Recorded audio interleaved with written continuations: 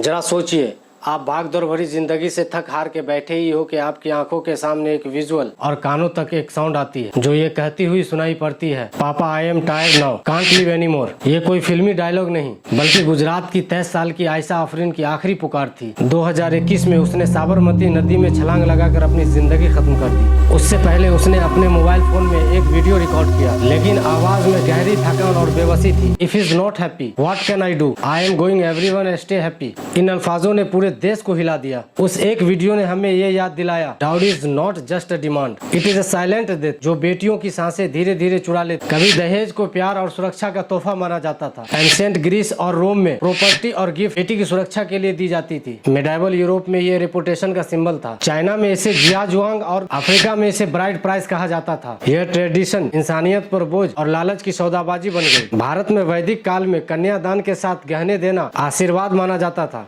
लेकिन आज यही ट्रेडिशन जहर का प्याला बन चुकी है। एनसीआर की रिपोर्ट है, सच्चाई जो सिरहन पैदा करती है। एनसीआरबी 2022 की रिपोर्ट है, 6450 वुमेन डाउरी मर्डर के शिकार हुए, यानी हर दिन 18 मौत। 2017 से 2022 के बीच में 35,493 मौतें दर्ज की गई, यानी हर 24 घंटे में लगभग 20 बेटियां खामोश हो गई। एनसीडब्ल्यू 2024 का डेटा है, 4383 डाउरी हरासमेंट का केस दर्ज की गई और 292 डाउरी डेथ। दिल्ली, कानपुर, पटना जैसे बड़े शहरों में ये आंकड़े और भी डेंजरस है। ये रिकॉर्ड सिर्फ नंबर नहीं, यह हर उस माँ की चीख है जिसने अपनी बेटी की आरती देखी। यह हर उस पिता का टूटा हुआ सपना है जिसने अपने राजकुमारी को विदा किया था। डाउरी प्रोविजन एक्ट 1961 कहती है, डाउरी लेना और देना दोनों क्राइम है। आईपीसी 491 ए कहती है, क्रूरली पर पनिशमेंट है। आईपीसी 304 बी कहती है, शादी के 7 साल के अंदर डाउरी से रिलेटेड डेथ को डाउरी डेथ माना जाएगा। Dowry is grave social concern और ऐसे मामलों में कैजुअल बेल देना न्याय के साथ खिलवाड़ है। Laws are like locked doors, जिनकी चाबियां समाज की सोच पर छिपी हुई है। जब तक लोग बेटा बेटी में फर्क मानेंगे, तब तक शादी को बिजनेस डील मानेंगे। आयशा जैसी न जाने कितनी बेटियां हमें अपनी आखिरी आवाज में हमें यही कहती रहेंगी, पापा I am tired now, can't live any more. अब वक्त है कि हम सब मिलकर कहें, से नो टू डाउरी। बेटी कोई सौदा नहीं है, ये गॉड का सबसे खूबसूरत तोहफा है। से यस टू एजुकेशन, क्योंकि पढ़ी लिखी बेटी सोसाइटी की ताकत होती है, बोझ नहीं। से यस टू इक्वालिटी,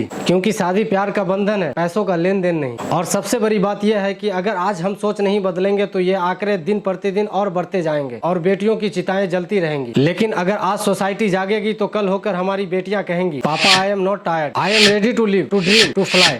आज सवाल सिर्फ इतना है, क्या हम अपनी बेटियों को मुस्कुराता हुआ भविष्य देंगे? आयशा की आखिरी पुकार हमें झकझोरती है, dowry is not just a social evil, it is a curse, we are still crying. लेकिन हर अंधेरे के बाद सुबह होती है। अगर हम आज से ही यह प्रॉमिस कर लें कि शादी कोई सौदा नहीं बल्कि दो दिलों का मिलन है, अगर हम अपनी बेटियों को पढ़ाएं, सेल्फ डिपेंडेंट बनाएं और इक्वालिटी का दर्जा दें, तो आने वाली पीढ़ियां दहेज के इस अभिशाप को सिर्फ इतिहास की किताबों में पढ़ेंगी। याद रखिए, बेटियां दहेज से नहीं, प्यार और सम्मान से घर बसाती है। तो आइए मिलकर कहें, से नो टू डाउरी, से यस टू ड्रीम, से यस टू डिग्निटी।